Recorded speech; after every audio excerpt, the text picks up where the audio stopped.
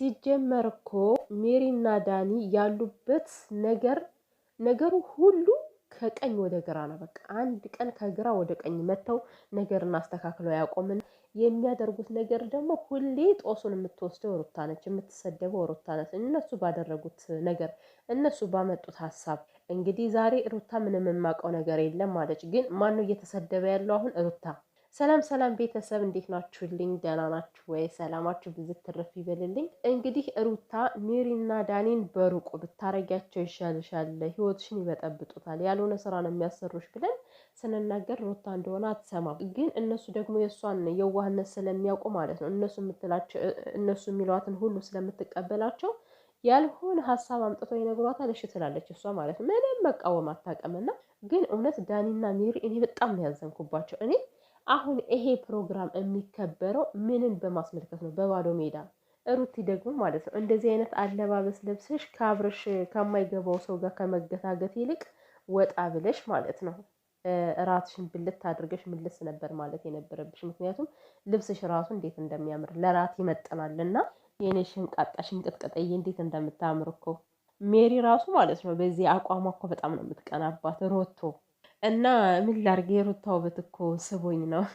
ግን ቤተሰብ ምን አለ መሰላችሁ ሩታ እኔ የሚጎላት ነገር የለም። በቃ ነገሮችን ሁሉ በራሷ ጊዜ ማስኬድ ትችላለች እና ምንም የሚያግዳትም የሚያቆማትም ነገር የለም። በጣም ጀግና ሴት ነች።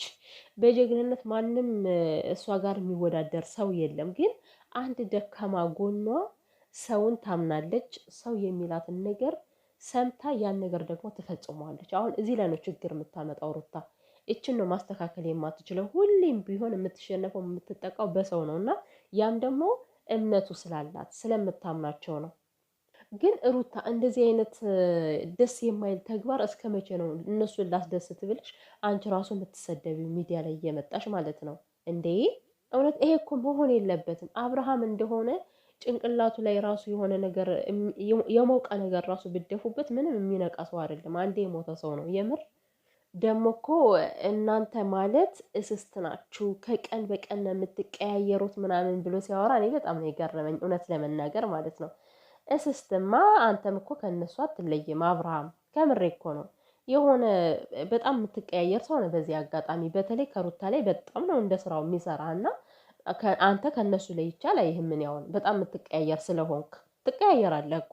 ያው ብዙ ጊዜ እኛ ሰዎች የራሳችን ጥፋት ስለማይታየን ነው የሰዎችን ጥፋት ጎልጉለን ልናወጣ የምንችለው እና ለዛ ነው አንድ ጣትህን ወደ ሰው ስትጠቁም አራቱ ደግሞ ወደ አንተ ነው የሚቀረው ይባላል አይደለ? ስለዚህ እኛም ከዛም ሰው አንተናነስም፣ በጥፋት በኩል እኩል ነን። አንተና እነ ሜሪ ምንም የሚለያችሁ ነገር የለም። ከሩታ ላይ በጣም ነው የተጫወትከው። በጣም ነው እስስት የሆንክባት የምትቀያየርባት።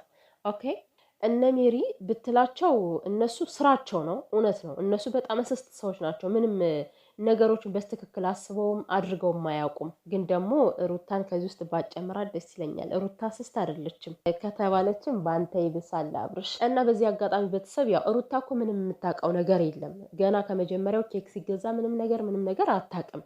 ግን እኔ ትንሽ የነበረኝ ከመጣች በኋላ እንደዛ ቆንጅት ብላ ከመጣች በኋላ ምናምን ነገር ስለ ሰርጉ እያወሯት ነበረ እና በዛ ሰዓት እኮ ይሄ ነገር መሆን የለበትም ማለት ትቺ ነበር ሩታ ማለት ያ ያለፈ ታሪክሽን አስታወሽው አላስታወሽው ምን ይሰራልሻል? ሲጀመር ያለፈ ታሪክሽን አንቺ ብታስታወሽው ላንቺ ህመም ነው። ምን ቆንጆ ትዝታ ያሳለፍሽው የለም ከትዳርሽ ወዲህ በነበረው ህይወትሽ። ከትዳርሽ በፊት የነበረው በእርግጥ በጣም ምርጥ ጊዜ ነበረ።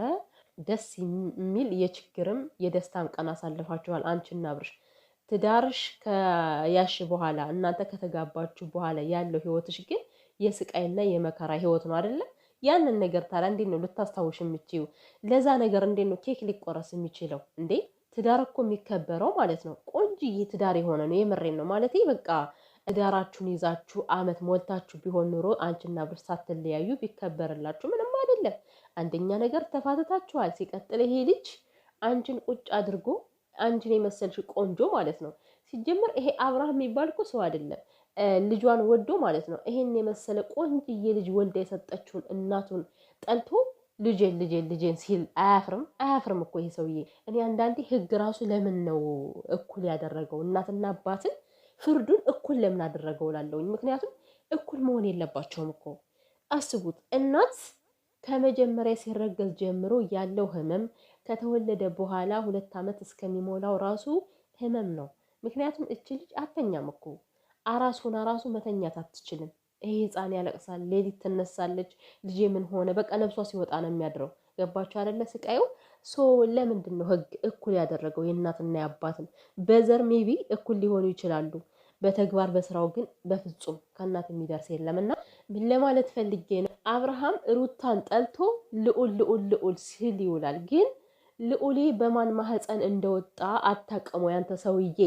እኔ እኮ ያናደኛል። እና ከዚህ ያው ልዑሌን ያስገባሁት በሱ ስራ ነው፣ በአብርሃም ስራ እየገረመኝ ነው የሚሰራው ስራ ሁሉ ግራ እንደነሚሪ ግራ ነው። በቃ በአጠቃላይ እናት ተጠልቶ ልጅ አይወደድም። በዚህ አጋጣሚ አታሽቃብጥ። ግን አሁን ዛሬ በተሰራው ቪዲዮ ያለፈ ነገሩ አይመለከተኝም ማለቱ ልክ ነው። ምክንያቱም ተፋትተዋል እነዚህ ሰዎች። ሲቀጥል አሁን ከሌላ ሴት ጋር ነው ያለው። እናንተ ሀሳባችሁ ምን እንደሆነ አላውቅም። ሩታ ራሱ ይሄን ነገር ለምንድን ነው አንቺ የምትደግፊ? ሲጀመር ባለፈው ቡታጅራ አትሄጂም ብሎ ሲከለክልሽ የምር ወደ እናንተ መመለስ ፈልጎ ይመስልሻል እንዴ? አንቺን እኮ አስሮ ለመያዝ ነው። አንቺ ከቤት ከዛ ታሽገሽ እሱን ትጠብቂዋለሽ። ከዛ እንደፈለገ ልጁን መጥቶ አይቶ ይሄዳል።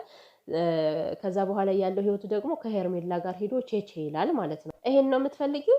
ወይም ደግሞ ይሄ ነገር ሌላ ሀሳብ አለው? ሌላ ሀሳብ አለው ስላችሁ በእርግጥ አሁን ይሄንን ስታይ ወይዘሪት ሄርሜላ ያው በቴረር እንደምትሆን እርግጠኛ ነኝ። ምክንያቱም እረፍት የላትም። ገብቷችኋል አይደለ? ሁሌ አብረሽ እንደዚህ እየሄደ ሰርፕራይዝ የሚደረግ ከሆነ ማለት ነው። ማን ነበረች ሄርሜላ? ልቧ እየቀለጠ ነው የሚሄድ፣ እንደ ሻማ ነው የሚቀልጠው። ሁሌም በስጋት ነው የምትኖረው። እና ምናልባት እሷ ትቃጠል ትናደድ ከሆነ እሱ እንኳን ያስኬዳል። ከዛ ውጭ ግን ምንም አይነት ምክንያት የለም።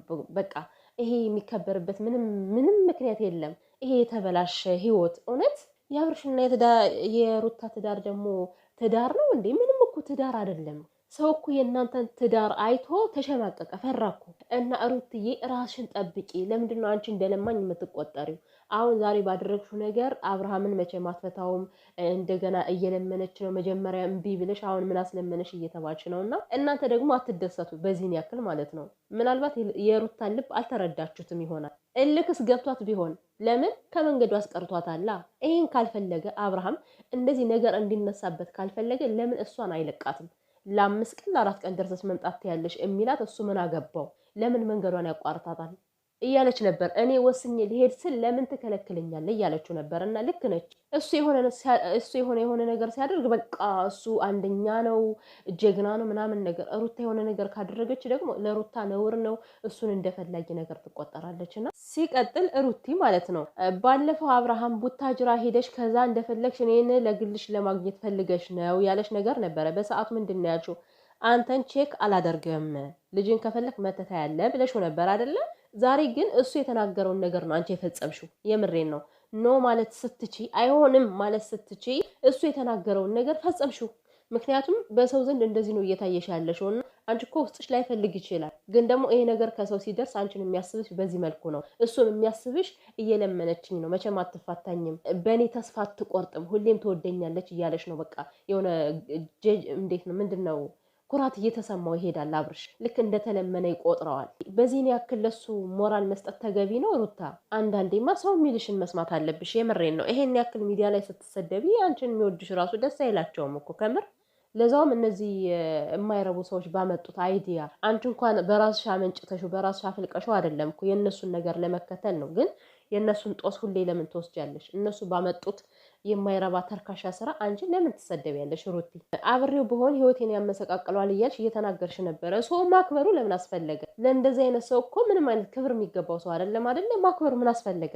እና በፈጠራችሁ ሩታን ያልሆነ ነገር እያደረገችው እንድትሳደብ አታድርጉ። ይህ ሁሉ የእሷ ሀሳብ አይደል። የእሷ ሀሳብ እንዳልሆነ ሁላችንም የምንረዳው ነገር ነው። ይሄ የተመታ ሀሳብ የሁለቱ ሀሳብ ግን እኔ ሩታ ስትሰደብ የምር በጣም ነው እንትን የሚለኝ ማለት ነው። ምክንያቱም ባልሰራችሁ እሷ አቅዳበት አስባበት ቢሆን ብትሰደብ እኮ ጥሩ ነው። ግን ሰው ባደረገው ነገር ሁሌ ለምን ትሰደባለች?